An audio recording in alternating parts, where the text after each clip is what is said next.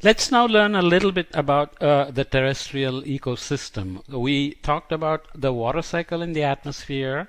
We have talked about the carbon cycle, and the terrestrial ecosystem basically links the water cycle and the carbon cycle in a strong way.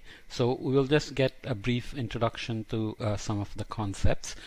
Looking at a typical climate model, it has all these components.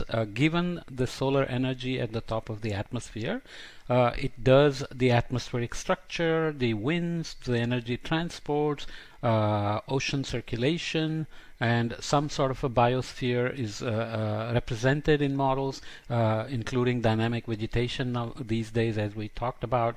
And it has hydrologic cycle where there is rainfall, snowfall, infiltration, soil water, groundwater, subsurface drainage, surface runoff, and so on and so forth. And there is an flux of energy and water and momentum between the atmosphere and the biosphere, because the surface friction, albedo, local evapotranspiration, and the local water vapor content, etc., are heavily affected by the terrestrial ecosystem. And in a Earth system model, essentially you add many more details. This is kind of a schematic, so we have to be careful. Nonetheless, Earth system models then add things like land ice, which was typically not a part of climate models that went into IPCC simulations and projections in the beginning. Now only few of the models are beginning to have actually glaciers and land ice.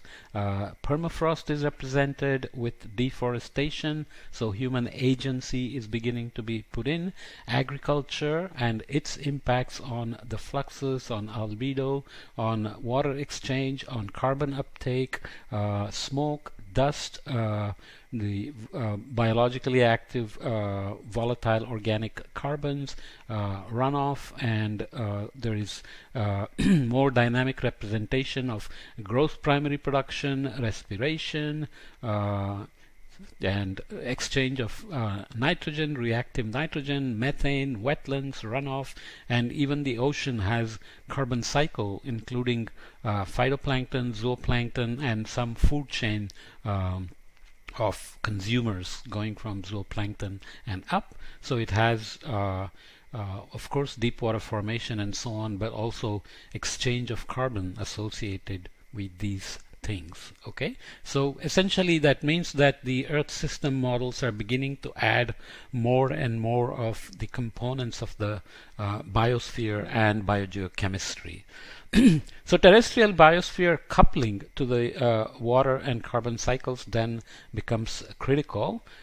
These are just schematics, so I'm not going to go into details. So this is just to give you an exposure to the kind of science that goes into these. So surface energy fluxes then of course have radiation, albedo effects, so reflected and absorbed solar radiation.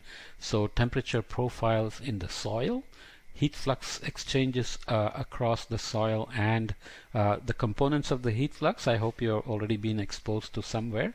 Short wave coming in is one, outgoing long wave is one, but you also have latent heat flux, which is evaporation and condensation, and sensible heat flux, which is because of the temperature difference. So there are some coefficients involved, some stability coefficients, and some wind dependent exchange coefficients, and so on. And you have momentum profile of how the boundary layer, so here you are, for example, the free tropospheric wind, or just above the boundary layer, and approaching to zero as you come down to the surface or the canopy, where friction slows down the winds basically to zero, and so on.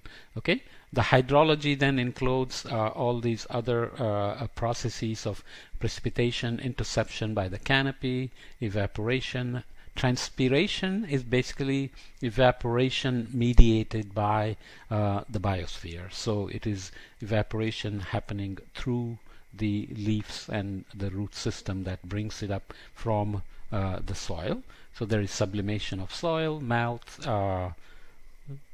through fall, stem flow, and so on and so forth. So you also have profile of the soil water with depth. Typically, soil water near the surface is being evaporated and being lost, and below the surface you have typically higher soil water. It depends on the soil types, precipitation regimes, deserts versus semi-arid versus heavy rainfall regions, and so on and so forth. Carbon cycle then has photosynthesis, autotrophic respiration, so the plants themselves photosynthesize but also use the carbohydrates they produce to produce energy, which means they consume oxygen and respire CO2.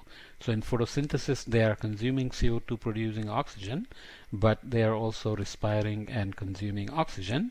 So it is the carbon that drops and gets sequestered into soil carbon and so on, is what gives you that extra molecule of oxygen from photosynthesis. Okay, so photosynthesis by itself doesn't account for all the oxygen, because respiration of the hydrocarbons takes up some of the oxygen back. So later fall, and there is heterotrophic respiration.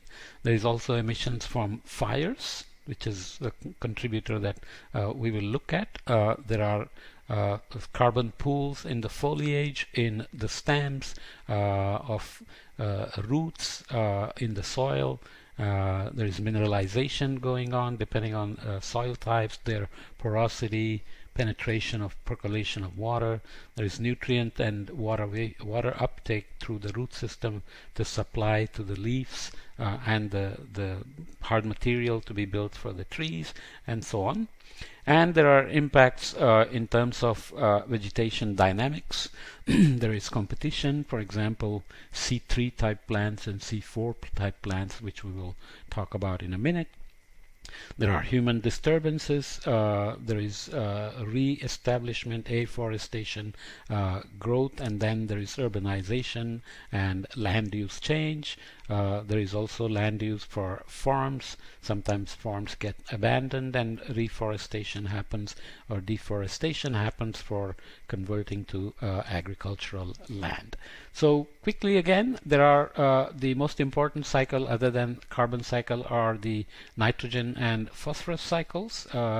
Nitrogen is abundant in the atmosphere, but not so much in the soil. So nitrate is a very critical nutrient for various parts of the life cycle of vegetation. It's not just CO2 plus H2O giving you CH2O as carbohydrate, but you also need other elements, just like human body needs all the nutrients, vitamins, minerals.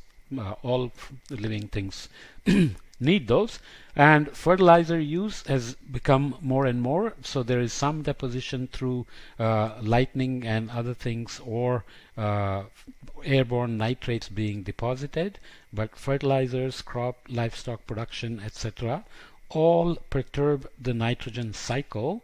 And people like Galloway from Virginia write a lot about how much humans have perturbed the nitrogen system, and this affects coastal waters, water quality, marine life, ecosystems, and so on.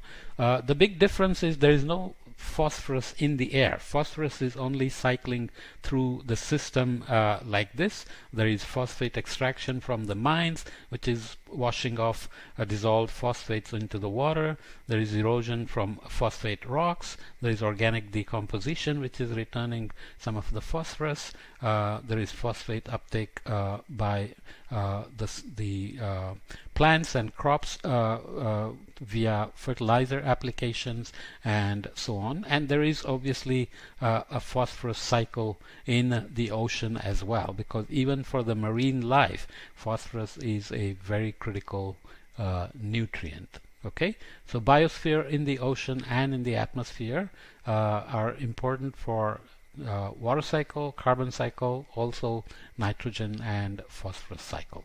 So I will stop this here, and we will continue with some more of the terrestrial ecosystem science in the next couple of podcasts.